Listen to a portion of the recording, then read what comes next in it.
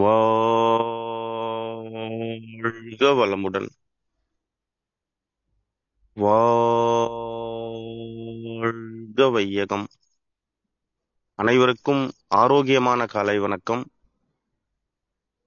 நல்லதே நடக்கும் சமூக நல அறக்கட்டளை முன்னெடுக்கக்கூடிய மருந்தில்லா மருத்துவ வாழ்வியல் பயிற்சி முறைகள், இதில் நாம் தொடர்ந்து சர்க்கரை வியாதி குறித்து சில தகவல்களை பார்த்து வந்தோம்.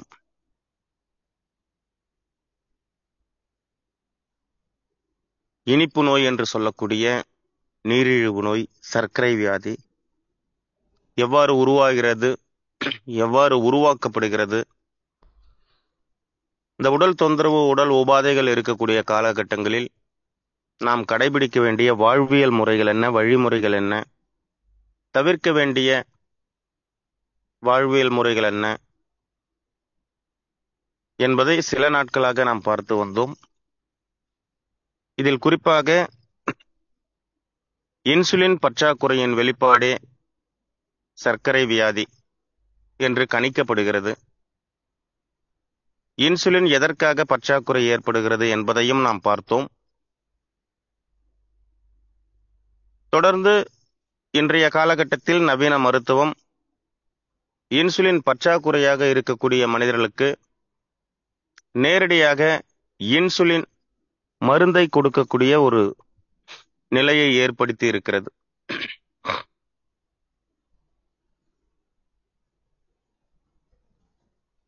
உடலில் இன்சுலின் சுரக்கவில்லை, அதனால் சர்க்கரையின் அளவு கூடிவிட்டது. எதனால் இன்சுலின் சுரக்கவில்லை? இதைத்தான் சர்க்கரை வியாதியின் அந்த அடிப்படை காலகட்டத்தில் நாம் பார்த்தோம். உண்ட உணவு முறையாக செரிமானமாகவில்லை. முறையாக செரிமானமாகாத உணவிலிருந்து முறையான தரமான குளுக்கோஸ் உருவாகவில்லை. தரமான குளுக்கோஸ், நல்ல குளுக்கோஸ் உருவாகாத காலகட்டத்தில் எந்த அளவிற்கு செரிமானம் நடந்திருக்கிறதோ அந்த அளவிற்கு தேவையான நல்ல குளுக்கோஸ் உற்பத்தியாகும். அந்த நல்ல குளுக்கோஸுக்கு தேவையான இன்சுலினை மட்டும் உடலால் சுரக்கப்பட்டு உடல் உற்பத்தி செய்து கொடுக்கும். இதைத்தான் நாம் துவக்கத்தில் பார்த்தோம். இப்ப என்ன நடக்குது அப்படின்னாக்கா, இன்சுலின் பற்றாக்குறை இருக்கக்கூடிய மனித உடலில் நேரடியாக இன்சுலின் மாத்திரைகளும் இன்சுலின் மருந்துகளும் கொடுக்கப்படுகிறது.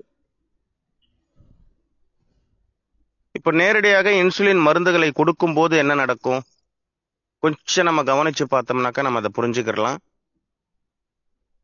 தரமான செரிமானத்திலிருந்து கிடைத்த நல்ல குளுக்கோஸுக்கு தேவையான இன்சுலின் உடலில் தானாக சுரக்கப்படும். இப்ப தரமாக செரிமானம் நடக்கல, தரமான குளுக்கோஸ் உருவாகல, அதனால கழிவு சர்க்கரை, கெட்ட குளுக்கோஸ் உடம்புல அதிகமா இருக்கு. இது நம்ம வழக்கமா தெரியும். இப்போ மருத்துவரிடம் செல்லும் போது இவரது உடம்பில் இருக்கக்கூடிய கணையம் இன்சுலினை சுரக்கவில்லை, இந்த உடம்புக்கு இதன் பிறகு இன்சுலின் சுரக்க தெரியாது, எனவே செயற்கையாக நாம் உற்பத்தி செய்யப்பட்ட தொழிற்சாலைகளில் தயாரிக்கப்பட்ட இன்சுலினை இந்த உடலுக்கு தரலாம் என்று முடிவு செய்து இன்சுலின் மருந்துகளை நேரடியாக மனிதர்களுக்கு தரக்கூடிய ஒரு நிலையை ஏற்படுத்தி விடுகிறது.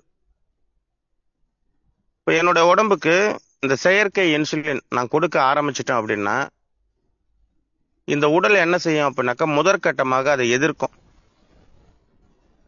காரணம், இந்த உடல் இயற்கையானது. செயற்கையாக தரக்கூடிய எதை ஒன்றையுமே இந்த உடல் ஏற்காது, எதிர்க்கும். இப்ப தொடர்ந்து கட்டாயப்படுத்தி இந்த உடலுக்கு செயற்கை இன்சுலின் கொடுத்துக்கிட்டே வந்தா இயற்கையாக இந்த உடலில் சுரக்கக்கூடிய இன்சுலின் தனது பணியை தற்காலிகமாக நிறுத்தி கொள்ளும். உடலில் சுரக்கக்கூடிய இன்சுலினும் தொழிற்சாலைகளில் தயாரிக்கக்கூடிய இன்சுலினும் ஒண்ணு கிடையாது. இதை நம்ம நல்லா புரிஞ்சுக்கிறோம். உடலில் சுரக்கக்கூடிய இன்சுலினில் உயிர் தன்மை உள்ளது, உயிர் வேதியியல். தொழிற்சாலைகளில் உற்பத்தி செய்யக்கூடிய இன்சுலினில் ரசாயன வேதியியல் கலந்திருக்கிறது. இது ரெண்டும் ஒண்ணு கிடையாது. மூலக்கூறு அமைப்புகள் ஒண்ணு சேர்ந்துருச்சு அப்படின்னாக்கா பொருள் ஒன்றாக வந்துவிடும் என்று பொருள் கிடையாது. உடலில் இன்சுலின் சரியாக சுரக்கவில்லை என்றால் அந்த சரியாக சுரந்து கொண்டிருந்த உடலில் இப்போது சரியாக சுரக்காமல் போனதற்கான அந்த அடிப்படை மூல காரணம் என்னவென்பதை கண்டறிந்து அதை சரி செய்து விட்டால் போதும். தொடர்ந்து அந்த உடல் இன்சுலினை சுரக்க துவங்கும். இப்போ இன்சுலின் சுரக்காம போனதுக்கு காரணம் என்ன? செரிமான கோளாறு. அதற்கு முன்பு நல்ல குளுக்கோஸ் இல்லை. நல்ல குளுக்கோஸ் வராததுக்கு காரணம் செரிமான கோளாறு. செரிமான கோளாறு ஏற்பட்டதற்கு காரணம் முறையாக உணவு உண்ணல, பசிச்சு உணவு உண்ணல, தேவையை விட கூடுதலாக சாப்பிட்ருக்கோம், பசிக்காத நேரத்தில் சாப்பிட்ருக்கோம். உணவு சாப்பிடும்போது பல கவலைகளோட சாப்பிட்ருப்போம், பல கவன சிதறலோட சாப்பிட்ருப்போம். இப்படி முறையாக உணவு சாப்பிடாமல் போனதற்கு பல காரணங்கள் இருக்கு. ஒரு நாள் கவன சிதறலோட பசிக்காம சாப்பிட்டதுனால இன்சுலின் சுரக்காம போயிருச்சா, அதனால இன்னைக்கு விளைவு வந்துருச்சா, சர்க்கரை வியாதி வந்துருச்சான்னா கிடையாது. தொடர்ந்து பல நாட்களாக, பல ஆண்டுகளாக இந்த பசியை கவனிக்காமல் உணவு உண்ணக்கூடிய வாழ்வியல் முறைகளை தொடர்ந்ததின் விளைவாக ஏற்கனவே உடலில் சேகரித்து வைக்கப்பட்டிருந்த அந்த கிளைக்கோஜன் முழுமையாக தீர்ந்து போன பிறகு இப்போது செறிவூட்டப்பட்ட அந்த சர்க்கரையும் இல்லாத பட்சத்தில்தான் உடலில் இது போன்ற உடல் தொந்தரவுகள் ஏற்படுகிறது. ரசாயன மருந்துகள் நீண்ட காலமாக பயன்படுத்தி கொண்டு வரோம். இந்த மருந்துகள் பயன்படுத்துவதில் நமக்கு விருப்பம் கிடையாது. இப்போ இந்த தகவல்களை நம்ம கேட்டோம், உடனே ரசாயன மருந்துகளை நிறுத்திவிட்டு, சாப்பிடுவதை நிறுத்திவிட்டு இந்த வாழ்வியல் முறைகளை கடைபிடிக்கலாம் என்ற ஒரு மனநிலை நமக்கு ஏற்படும். மகிழ்ச்சி, வரவேற்கத்தக்கது. ஆனால் இந்த உடலுக்கு எதை நாம் பழக்கப்படுத்தினாலும் அதோடு இந்த உடல் இணைந்து பயணிக்கும். இது உடலுடைய தன்மை. பசியே இல்லாத நேரத்துல தொடர்ந்து ஒரு 10-15 நாட்களுக்கு, பசி இல்லாத நேரத்தில், பசி ஏற்படாத ஒரு நேரத்தில், உதாரணமாக மாலை 3 மணிக்கு உணவு சாப்பிடக்கூடிய பழக்கத்தை இந்த உடலுக்கு நாம் ஏற்படுத்தினால், தொடர்ந்து ஒரு 20-21 நாட்களுக்கு இந்த பழக்கத்தை ஏற்படுத்தி விட்டால் அடுத்து 3 மணிக்கு பசிக்கும். 3 மணி 4 மணி என்பது பசி எடுப்பதற்கான நேரமா என்றால் கிடையாது. பொதுவாக உடலில் பசி ஏற்படக்கூடிய கால சூழ்நிலை நேரம் எதுவென்று பார்த்தால், சூரியனுடைய அந்த உதயத்திலிருந்து சற்று நேரம்,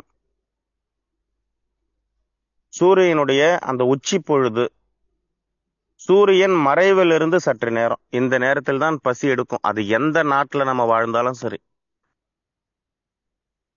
ஒவ்வொரு நாட்டிலையும் ஒவ்வொரு நேரத்தில் சூரியன் உதிக்கும் இல்லையா?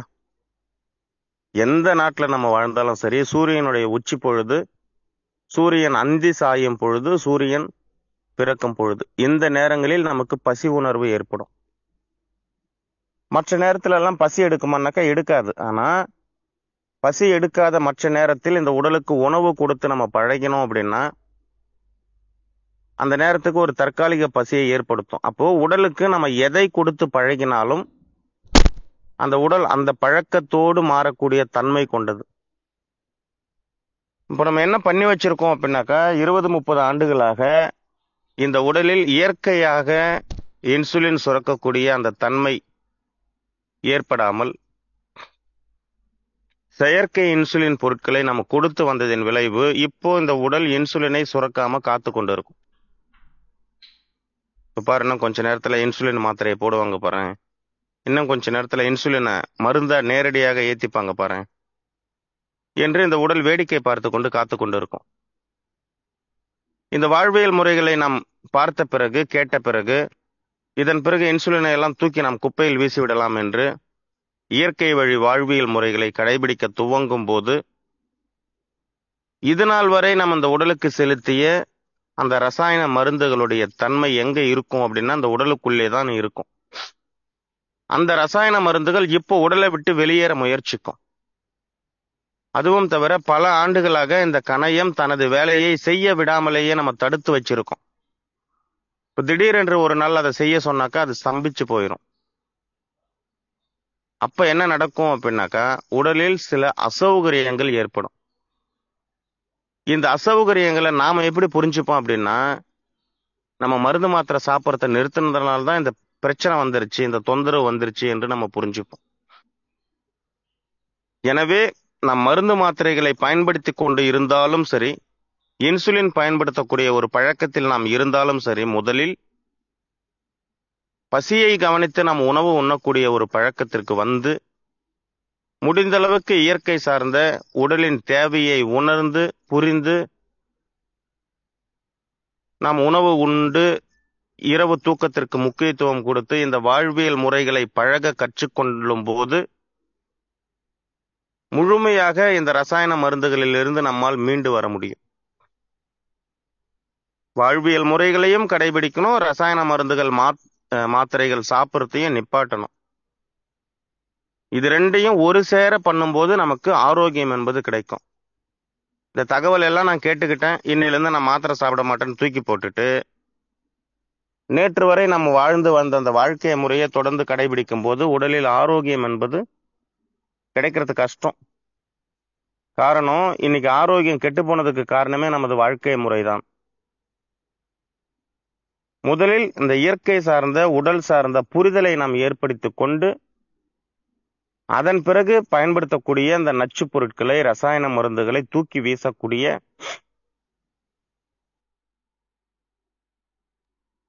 ஒரு பழக்கத்துக்கு நம்ம வந்துட்டோம் அப்படின்னாக்கா அது சிறப்பானதாக இருக்கும். சர்க்கரை நோய் குறித்து இந்த ஒரு வார காலமாக நிறைய நண்பர்கள் இது குறித்து கேள்வி கேட்கணும் என்று சொல்லி கை உயர்த்தணும். நேரமின்மை காரணத்தினால வாய்ப்பு கொடுக்காம போயிருச்சு. இன்னைக்கு அந்த வாய்ப்பை நம்ம பயன்படுத்திக்கிறலாம். அதற்கு முன்பு நேற்று நண்பர் ஒருவர் கேட்டு இருந்தாங்க, ஐயா பசிச்சுதான் சாப்பிடணும்னு சொல்றீங்க. இப்போ நம்ம பசிக்கும் போது நம்ம வயிற்றுல ஹைட்ரோகுளோரிக் ஆசிட் என்று சொல்லக்கூடிய ஒரு அமிலம் சுரக்கும். பசிக்கும் போது நம்ம சாப்பிடாம இருந்தா அந்த ஹைட்ரோகுளோரிக் ஆசிட் நம்ம வயிற்று பாதிப்பு ஏற்படுத்தாதா? அந்த நேரத்துக்கு நம்ம சாப்பிடணும் இல்லையா என்று கேட்டிருந்தாங்க. அவருடைய கேள்வி வரவேற்கத்தக்கது. இந்த விஷயத்தையும் ஏற்கனவே நம்ம பேசியிருக்கோம், இருந்தாலும் இதை ஒரு நினைவூட்டல் பண்ணிக்கிறலாம். நம்ம உணவு சாப்பிடும்போது என்ன நடக்குது அப்படின்னாக்கா, அந்த உணவை செரிப்பதற்காக வயிற்றில் ஒரு அமிலம் சுரக்குது. அந்த அமிலத்துக்கு ஹைட்ரோகுளோரிக் ஆசிட் என்று பெயர் வைத்திருக்காங்க. இந்த ஹைட்ரோகுளோரிக் ஆசிட்டை நம்ம வேற ஒரு இடத்துல கேள்விப்பட்டு இருப்போம். அது எங்க அப்படின்னு சொல்லி பார்த்தோம் அப்படின்னாக்கா, லேபரேட்டரியில இந்த மருந்து ஆளுமை மையங்களில் பரிசோதனைகளுக்காக பயன்படுத்தக்கூடிய ஒரு அமிலம் ஹைட்ரோகுளோரிக் ஆசிட். அது என்ன நடக்கும் அப்படின்னாக்கா, தோல் மேல ஒரு சொட்டு பட்டுச்சு அப்படின்னாக்கா அந்த தோலே வெந்து போயிடும். அவ்வளவு மோசமானது ஹைட்ரோகுளோரிக் ஆசிட். அப்படிப்பட்ட ஒரு ஹைட்ரோகுளோரிக் ஆசிட் நம்ம வயிற்றுல சுரக்குது. அந்த ஆசிட் நம்ம வயிற்றை தாக்காம இருக்கணும் அப்படின்னாக்கா நம்ம ஏதாவது உணவு கொடுத்துடணும். அப்ப அந்த ஹைட்ரோகுளோரிக் ஆசிட் என்ன பண்ணும் அப்படின்னாக்கா அந்த உணவை செரிச்சிட்டு போயிடும். மீதம் நேரத்துல அந்த ஹைட்ரோகுளோரிக் ஆசிட் சுரக்காது. ஹைட்ரோகுளோரிக் ஆசிட் சுரந்திருக்கிற நேரத்துல நம்ம உணவு கொடுக்காம இருந்தா அது குடலை செரிச்சிரும், அரிச்சிரும், வயிற்று பகுதியை அரிச்சிரும், புண்ணாக்கி விட்டுரும் என்ற ஒரு அறிவு நமக்கு திணிக்கப்பட்டு இருக்கு. அதனாலதான் ஹைட்ரோகுளோரிக் ஆசிட்டை பார்த்து நம்ம பயப்படுறோம். நண்பர்களே, லேப்ல இருக்கக்கூடிய ஹைட்ரோகுளோரிக் ஆசிட்டும் மனிதனின் வயிற்றில் சுரக்கக்கூடிய ஹைட்ரோகுளோரிக் ஆசிட்டும் ஒண்ணுதான் என்று நம்பக்கூடிய சொல்லக்கூடிய அந்த விஞ்ஞானியாகட்டும், அந்த மருத்துவராகட்டும், அந்த மனிதராகட்டும் அவரை கூப்பிட்டு அவர் வயிற்றில் சுரக்கக்கூடிய ஹைட்ரோகுளோரிக் ஆசிட்டை எடுக்க முடியும். முதுகுத்தண்டு வழியா ஒரு ஊசி செலுத்தி அந்த ஊசி வழியாக அந்த ஹைட்ரோகுளோரிக் ஆசிட் சுரக்கிறத எடுக்க முடியும். ஒரே 1 மில்லி வயிற்றிலிருந்து சுரக்கக்கூடிய ஹைட்ரோகுளோரிக் ஆசிட்டை எடுத்துட்டு பரிசோதனை கூடங்களில் இருக்கக்கூடிய அந்த ஹைட்ரோகுளோரிக் ஆசிட்டை ஒரே 1 மில்லி அவருடைய உடம்புல செலுத்துறதுக்கு அனுமதி கேட்டா அவரு அனுமதிப்பாரா என்றால் நிச்சயமாக அனுமதிக்க மாட்டார். காரணம், அந்த விஞ்ஞானியாகட்டும் அந்த மருத்துவராகட்டும் அவர்களுக்கு தெரியும், வயிற்றில் சுரக்கக்கூடிய ஹைட்ரோகுளோரிக் ஆசிட்டும் பரிசோதனை கூடங்களில் இருக்கக்கூடிய ஹைட்ரோகுளோரிக் ஆசிட்டும் ஒன்று கிடையாது, வேறு வேறு என்று.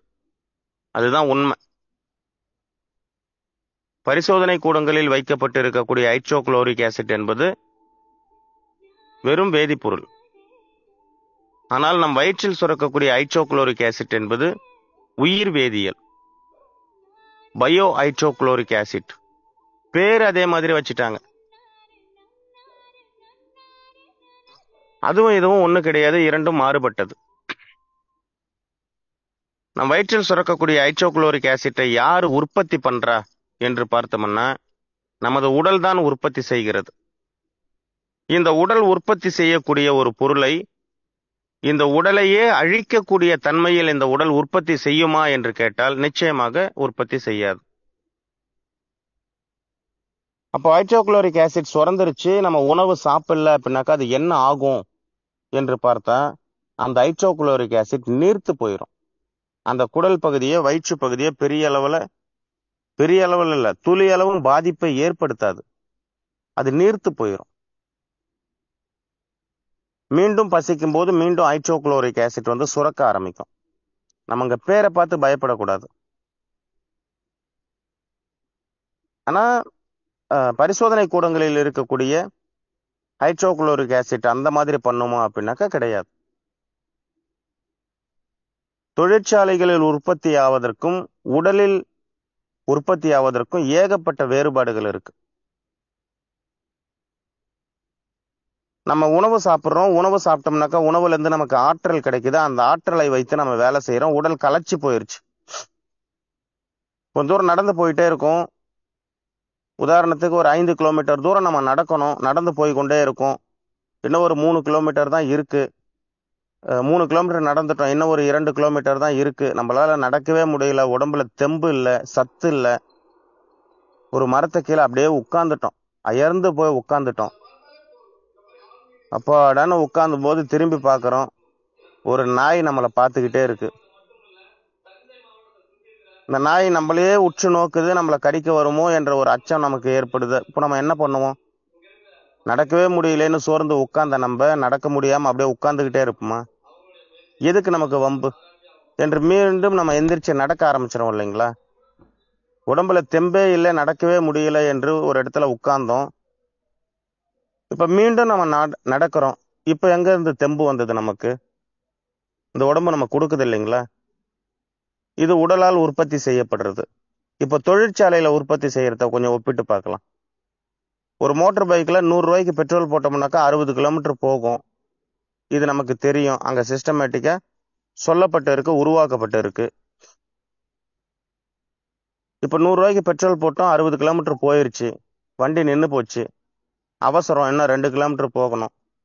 அந்த மோட்டார் பைக்கே கொஞ்சம் முடிவு பண்ணி, மோட்டார் பைக்கு தன்னுடைய மனசை தேத்திக்கிட்டு இன்னும் 2 கிலோமீட்டர் தானே, முதலாளிக்காக நம்ம கொஞ்சம் போவாமே என்ற அந்த மோட்டார் பைக்கு எக்ஸ்ட்ரா 2 கிலோமீட்டர் கொடுக்குமா மைலேஜ்? எனவே தொழிற்சாலைகளில் உற்பத்தி செய்வதற்கும் உடலால் உற்பத்தி செய்வதற்கும் ஏகப்பட்ட வேறுபாடுகள் இருக்கு. ரெண்டும் ஒண்ணு கிடையாது. இதை நம்ம புரிஞ்சுக்கிட்டோம் அப்படின்னாக்கா இந்த உடலை முழுமையாக புரிஞ்சு கொள்ளலாம். இது போன்ற உடல் சார்ந்த புரிதலை ஏற்படுத்திக் கொள்வது மட்டுமே நம்ம ஆரோக்கியத்திற்கு வழிவகுக்குமே தவிர, நோய் பற்றிய அறிவை நாம் வளர்த்து கொள்ளும் போது அது ஆரோக்கியத்திற்கு வழிவகுக்குமா என்றால் ஒருபோதும் கிடையாது. நம்மை நோயாளி ஆக்குவதற்குத்தான் அது உதவி செய்யும். இந்த ஒரு வார காலமாக இந்த சர்க்கரை வியாதி குறித்து நாம் கேட்டு தெரிந்து கொண்ட தகவல்களில் தங்களுக்கு ஏதேனும் சந்தேகம் இருக்கும் பட்சத்தில் தங்களது சந்தேகத்தை கேட்டு நாம் தெளிவுபடுத்திக் கொள்ளலாம். நமது சந்தேகங்கள் கற்பனைக்குரியதாக இல்லாமல் யதார்த்தமான சந்தேகங்களாக இருந்தால் நமது நேரம் பயனுள்ளதாக இருக்கும் என்று கூறி,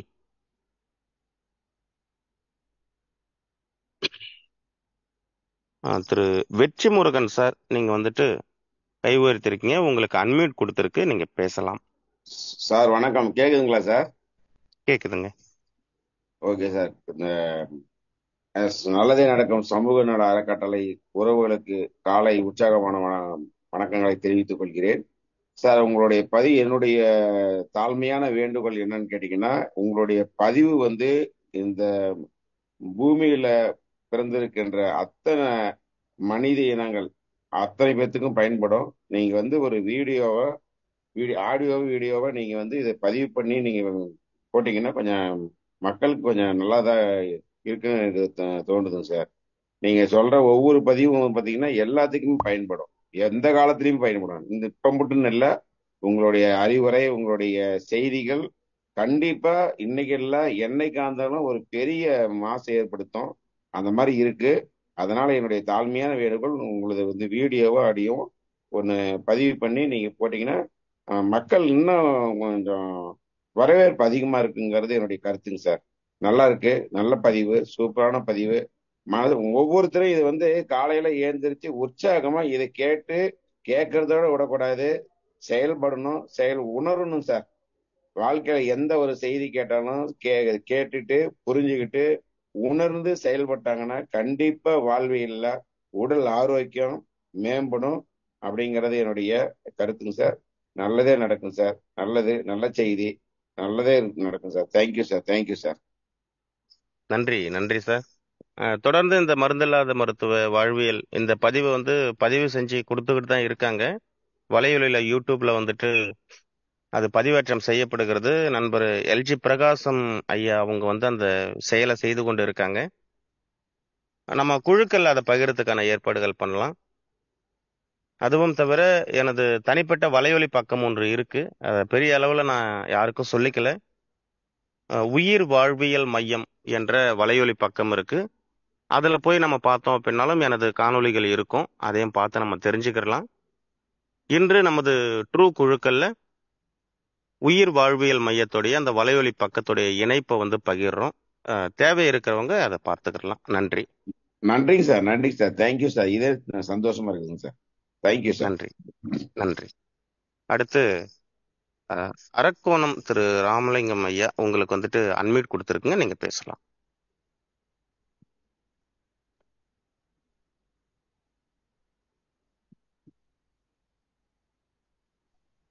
ஐயா கேக்குதுங்களா? கேக்குதுங்க ஐயா. அனைவருக்கும் உற்சாகமான ஆரோக்கியமான காலை வணக்கம். ஐயாவுடைய இந்த ஹைட்ரோகுளோரிக் அமிலத்தை பத்தி எடுத்துரைத்த விதம் வந்து அற்புதம். உதாரணத்தோட சொன்னீங்க.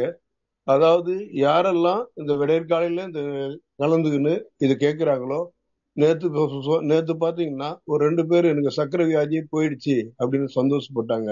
அப்போ இங்க வந்து ஹெல்த்தியும் கிடைக்குது, வெல்த்தியும் கிடைக்குதுன்னு புரிஞ்சு யாரெல்லாம் வர்றாங்களோ அவங்க வாழ்க்கையில சந்தோஷமா இருப்பாங்க. அது மட்டும் இல்ல, இந்த இடம் நீங்க அந்த 4:30 மணிக்கு எப்படியாப்பட்ட நேரம்னா, புரியாததை புரிய வைக்கும் புது இடம், இது புது இடம், சொல்லி சொல்லி புரிய வைத்தால் சுகமில்லை, சுவையான தேன்சுளையை எதிரில் வைத்தால் சுவிப்பதற்கு வார்த்தை சொல்ல தேவையில்லை. ஐயா ரொம்ப நன்றியா. ஒவ்வொரு சொல்லுகின்ற ஒவ்வொரு வார்த்தையிலும் ஜீவன் உண்டு.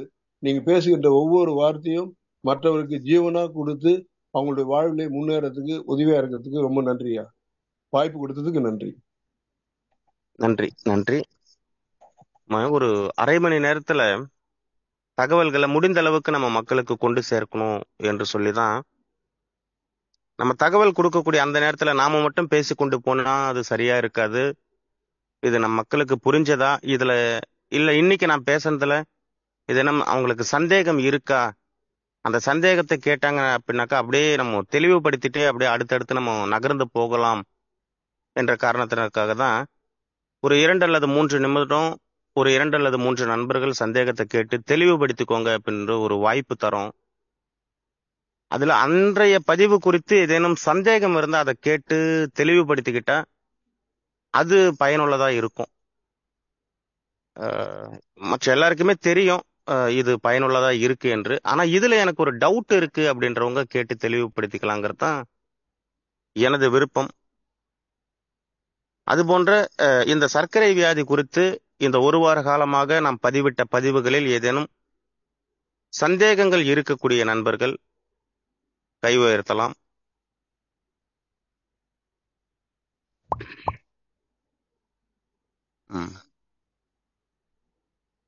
சுமதி ரவீந்திரன் சார், உங்களுக்கு வந்துட்டு அன்மியூட் கொடுத்துருக்கு, நீங்க அன்மியூட் தொட்டு பேசலாம். வணக்கம் வணக்கம் சார். இந்த அதிகாலை நேரத்துல நம்ம மருத்துவத்துல ஏற்படக்கூடிய இந்த அதிரடியான அறிவிக்கைகள் கொடுத்து மக்கள் மனதை மாற்றிக் கொண்டு வருகிறீர்கள். மக்கள் மனதில் அந்த அளவுக்கு ஈயமா போய் படிஞ்சிருக்கு, அதெல்லாம் எடுத்தாகணும். சரி, ஒரு பக்கம் நான் அதுக்கு அதிகம் பேச விரும்பல. இப்ப இந்த சக்கரை வியாதி பத்தி கொஞ்சம் நாங்கெல்லாம் விட்டுப்பட்டு போய் இருக்கிறோம் சார். கொஞ்சம் கோர்வையா சொன்னா நல்லா இருக்கும். அல்லது நீங்க சொல்ற மாதிரி யூடியூப்ல வெளியில வந்திருக்குது அப்படின்னு சொன்னா கூட நாங்க போய் பாத்துக்கிறோம் சார். ரொம்ப நன்றி சார். நன்றி நன்றி சார், நன்றி. அடுத்து செந்தில் சார் எஸ்பி, உங்களுக்கு வந்துட்டு அன்மியூட் கொடுக்கப்பட்டிருக்கு, நீங்க பேசலாம் சார். வணக்கம் சார். சார், நான் இந்த கேள்வி மேபி முன்னாடி யாரும் கேட்டுக்கலாம், நீங்க சொல்லிருக்கலாம், எனக்கு நான் சரியா கவனிக்காமலே இருக்கலாம். ஒண்ணும் இல்லை சார். இப்போ அந்த சர்க்கரை வியாதி முத்திட்டு ஒரு சில பேஷண்ட்டுக்கு இந்த காலோட முன்னாடி கால் விரல்கள் ரிமூவ் பண்ணணும், அது மேற்கொண்டு ரிமூவ் பண்ணணும்ட்டு டாக்டர்ஸ் சொல்றாங்க சார், அலோபதி டாக்டர்ஸ். அந்த மாதிரி ஸ்டேஜ் இருக்கும்போது இப்போ நீங்க சொல்ற இந்த முறையில ஏதாவது வேற மாற்று வழி இருக்கா சார்? கால் விரல்கள் அகற்றப்படாமல், இல்ல அந்த பாதம் காலையே அகற்றப்படாமல். எனக்கு புரியுது. காலையே வெட்டி வீச வேண்டும் என்று தேதி குறிக்கப்பட்ட ஆமா சார், ஆமா சார். நபர்கள் கூட அந்த அறுவை சிகிச்சைக்கு அனுமதிக்காமல் இந்த வாழ்வியல் முறைகளை கடைபிடிக்கும் போது முழுமையாக சரியாகும். ஓகே இந்த ஓகே உடம்புல உயிர் என்ற ஒன்று இருக்கும் வரை இந்த உடம்பை சரி செய்யக்கூடிய வேலையை அது செய்து கொண்டே இருக்கும். ஓகே இதுதான் சார். உடலின் அடிப்படை. ஓகே இங்க ஓகே நம்ம சார். என்ன நன்றி. இப்ப நம்ம என்ன பண்றோம் அப்படின்னு பார்த்தோம்னா, இந்த உடம்ப நம்ம நம்பல, இது உண்மை. இந்த உடம்புக்குள்ள இருக்கக்கூடிய உயிரை நம்ம நம்பல, இதுவும் தவிர்க்க முடியாத உண்மை. இது ரெண்டுத்தையும் நம்ம நம்பாத பட்சத்துலதான் படித்து பட்டம் பெற்ற மருத்துவரை நம்பி அங்க போயிட்டு ரசாயன மருந்துகளை வாங்கி சாப்பிட்டுக்கிட்டு இருக்கோம். ஒரே ஒரு விடயத்தை மட்டும் நீங்க மியூட் பண்ணிக்கோங்க. ஒரே ஒரு விடயத்தை மட்டும் நம்ம கொஞ்சம் கற்பனை செய்து பார்க்கலாம். தாயோடைய வயிற்றுக்குள்ள இருக்கும்போது 40 நாள் கரு வெறும் ரத்த கட்டி, பிறக்கும் போது 1 முழம். இந்த 1 முழமா நம்மள வளர்த்தது யாரு என்று பார்த்தோம்னா, அந்த ரத்த கட்டில உயிர் சக்தி என்ற ஒன்று வந்த பிறகுதான் அது உருவம் எடுக்குது. அந்த 1 முழ உருவத்தை உருவாக்குனது யாரு என்று பார்த்தால் அந்த உயிர். சரியாக உருவாக்கி எந்தெந்த உறுப்புகளை எந்தெந்த இடத்துல பொருத்தணுங்கிற ஞானத்தோட அறிவோட, கண்ணை எங்க வைக்கணும், மூக்கு எங்க வைக்கணும், வாய் எங்க வைக்கணும், காதுகள் எங்க இருக்கணும். காது இருக்கிற இடத்துல யாருக்கும் கண்ணு கிடையாது. வாய் மேல போயிருச்சு, கண்ணு கீழே வந்துருச்சு அப்படின்ட்டு எந்த ஒரு படைப்பும் இங்க இல்லை. எல்லாத்தையுமே சரியாக படைத்து உருவாக்கி உருவான அந்த வளர்ச்சி முழுமை பெற்ற அந்த சிசுவை தானாக வெளியேற்றக்கூடிய தன்மையோட தான் அந்த இயற்கை படைச்சிருக்கு. நமக்குள்ள இருக்கக்கூடிய அந்த உயிர் நமக்கு கொடுத்திருக்கு. பிறக்கும் போது 1 முழம். இன்னைக்கு நம்மளுடைய உயரம் என்னங்கிறது நமக்கு தெரியும். பிறக்கும் போது என்ன எடை இருந்தோம், இன்னைக்கு என்ன எடை இருக்குங்கிறது நமக்கு தெரியும். இவ்வளவு பெரிய உருவத்தை நமக்கு கொடுத்தது யார்? இந்த உடம்புக்குள்ள இருக்கக்கூடிய உயிர். இந்த உடல் மீது அதிக அக்கறை கொண்ட நபர் இந்த உலகத்துல யாராவது இருக்காங்களா அப்படின்னாக்கா இருக்காங்க. அதுதான் நமது உயிர்.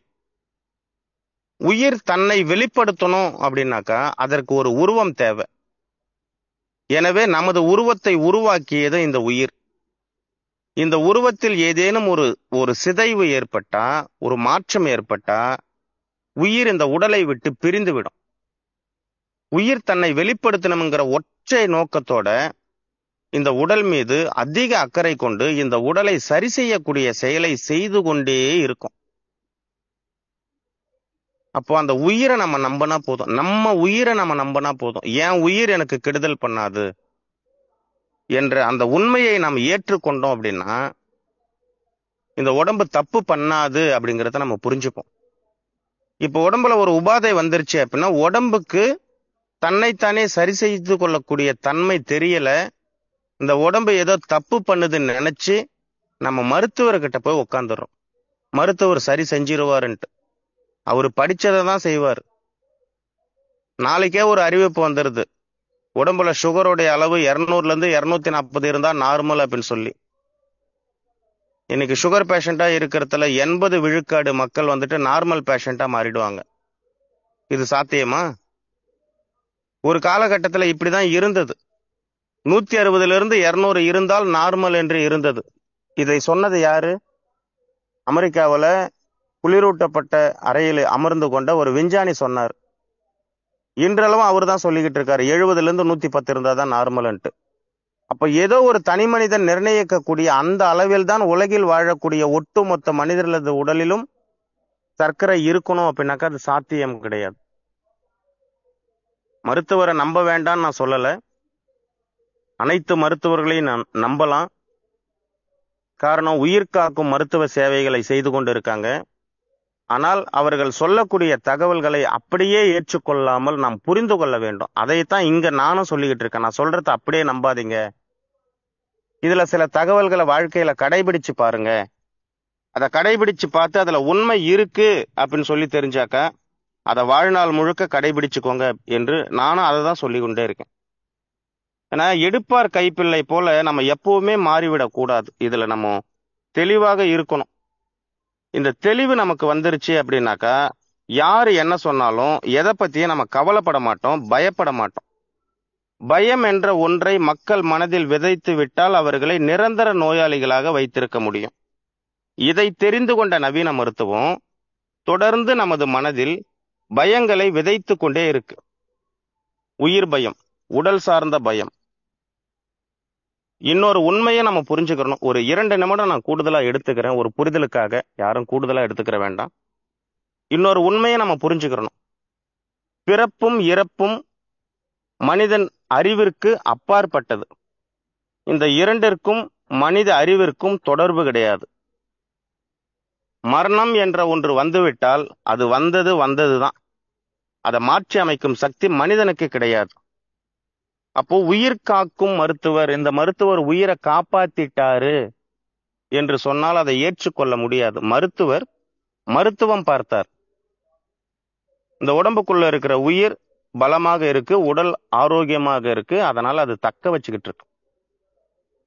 ஒரு மருத்துவர் ஒரு பிறப்பை உருவாக்கிட முடியாது, ஒரு மரணத்தை தள்ளி போடவும் முடியாது.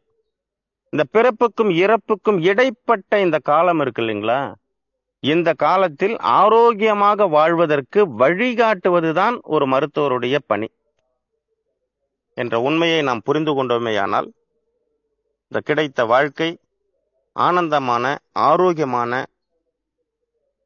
வாழ்க்கையாக அமையும் என்று கூறி வாய்ப்பளித்த தங்கள் அனைவருக்கும் மீண்டும் ஒரு முறை நன்றி கூறி விடைபெறுகிறேன். நன்றி, வணக்கம். நல்லதே நடக்கும். நன்றி.